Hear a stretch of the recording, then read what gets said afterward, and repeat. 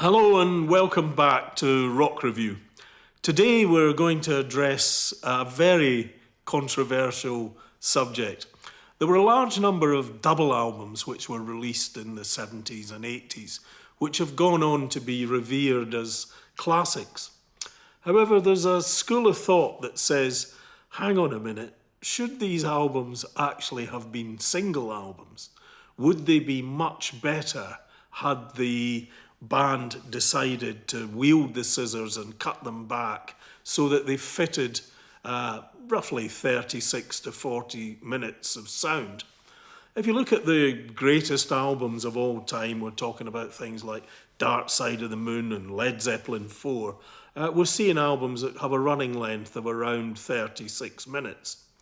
And that seems to be a universal measure of almost how much creativity a group can deliver at the highest level in a recording session or a series of recording sessions.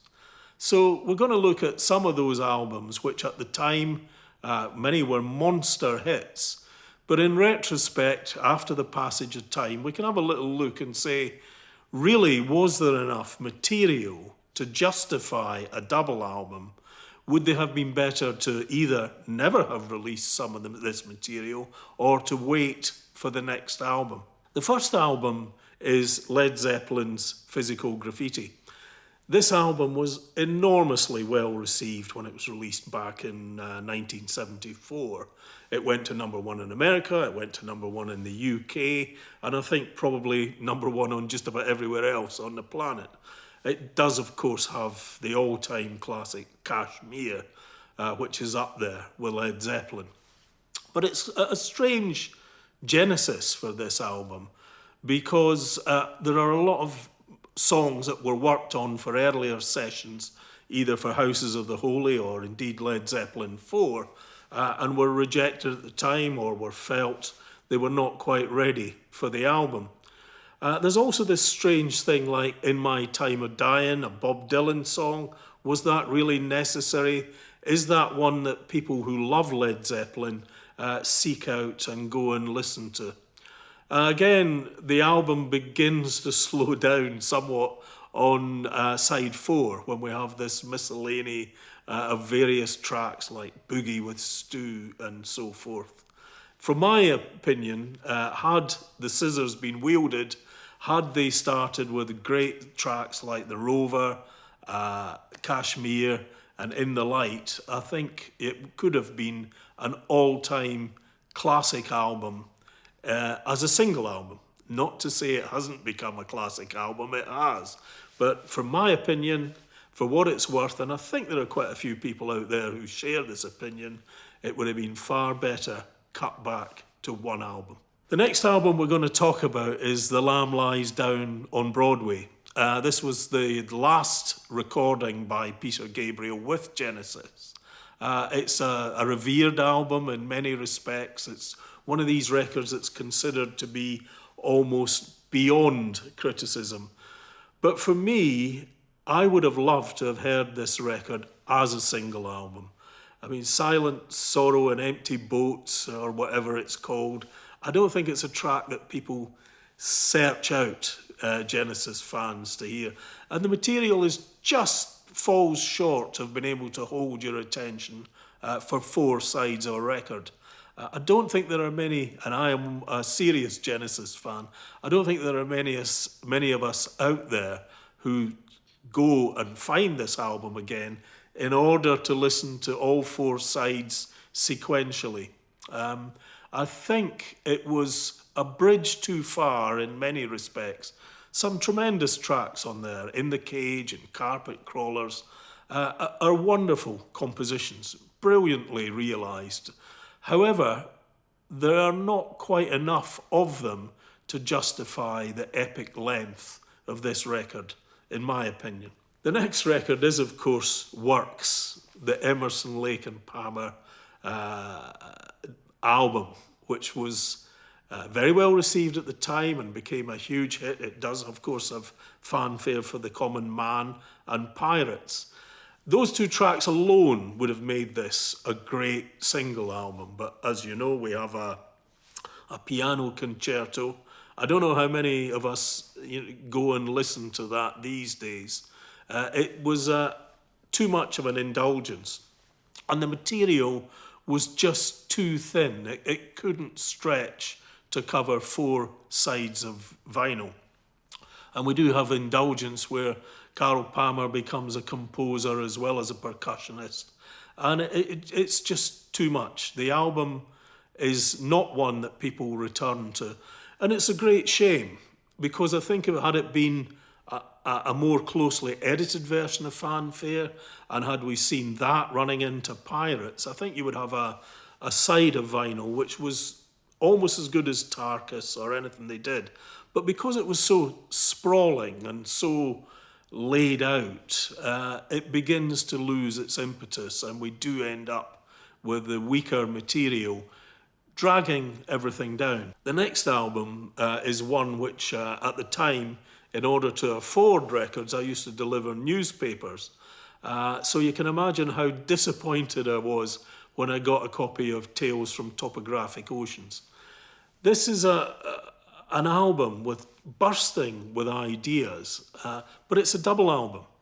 And the fact that the band is allowed to stretch out endlessly, it would appear, the album loses its impact and loses its muscle, and very quickly degenerates, for me, into an album that I never really reach for these days.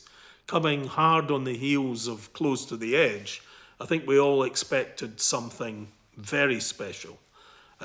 Unfortunately, Bill Bruford had left the fold, and Alan White was a fantastic replacement, but something had changed, and the result is a meandering album where there are great ideas, but we see Rick Wakeman, for example, seems to vanish into the background. He becomes someone who appears to be indifferent to the album. So there are 4 sides and 4 compositions. If those 4 compositions had been edited, if someone had looked at it at the time and said, we can make a world-class 40 minutes of music, they would have done. Tales from Topographic Oceans is an album which is often cited as a great work, and it is a great work, but it could have been an even better work with some judicious editing. The next album is probably lesser known than the others. This is Focus 3. This album could have been a fantastic single album. People probably don't enjoy it as much as they could because of the sprawling, extended nature of some of the compositions on there that really are only on the album because there's the room to put them on the album. I think a hard-nosed producer taking a look at that would say, actually, what we have created here, guys, is a wonderful single album. By extending it mercilessly, as they did do, Focus 3 is one of the most disappointing double albums. And I think it actually has the effect of chasing people away from Focus. It's got the hits on there, but when you pick it up and listen to the compositions that just are extended beyond their natural life, it becomes, in retrospect, a very, very disappointing record that could have been a milestone of rock music. The other guy that we need to consider here is Frank Zappa. Frank was inclined to bring out a lot of records. I think there's about 60 at least albums that he released. But I remember at the time buying Shake Your Booty in Joe's Garage and enjoying the albums very much.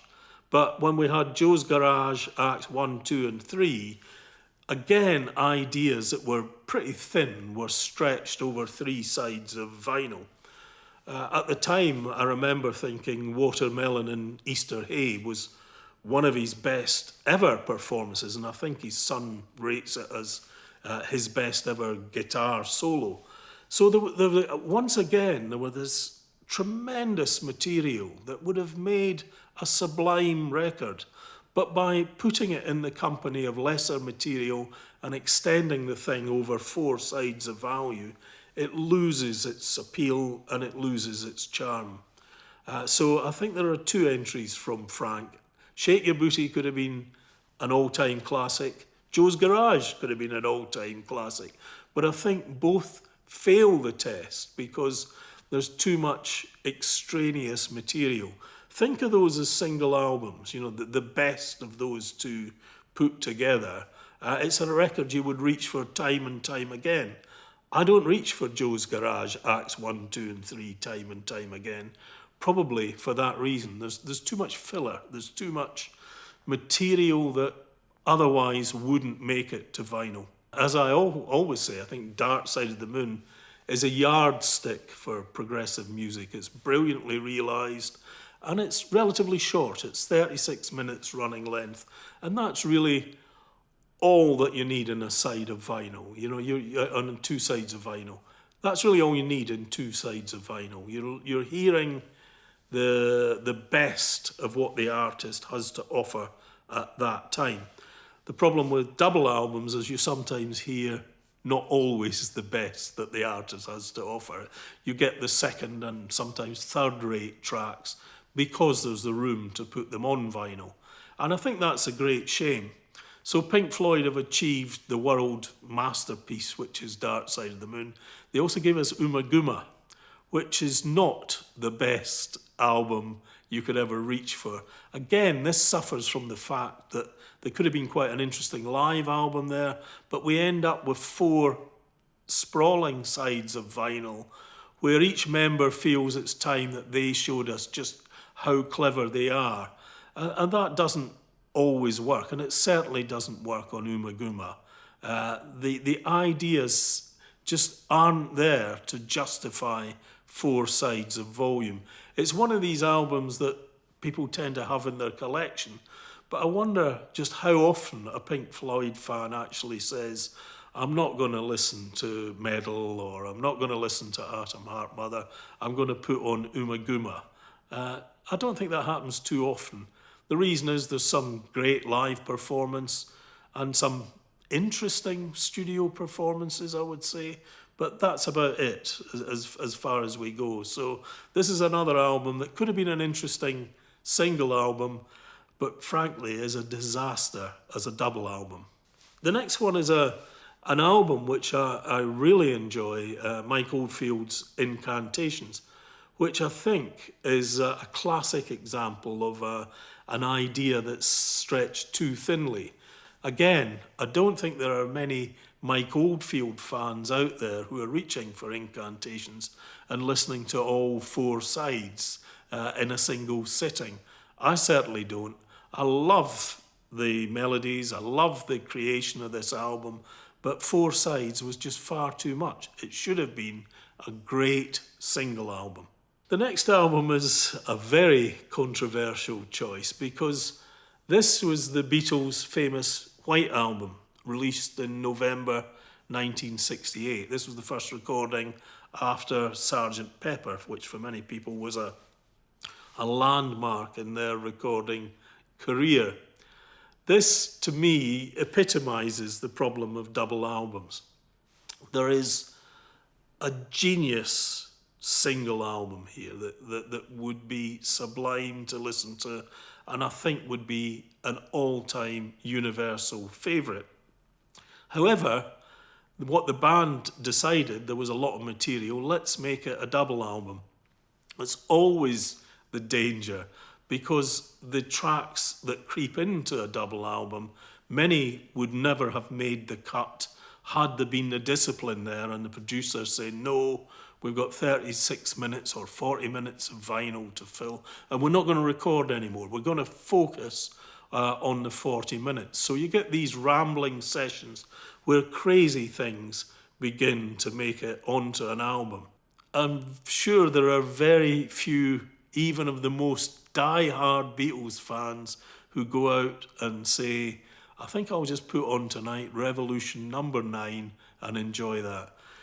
To be honest, it's a debacle. It doesn't work. It's only on this album because there's the room to put it on the album.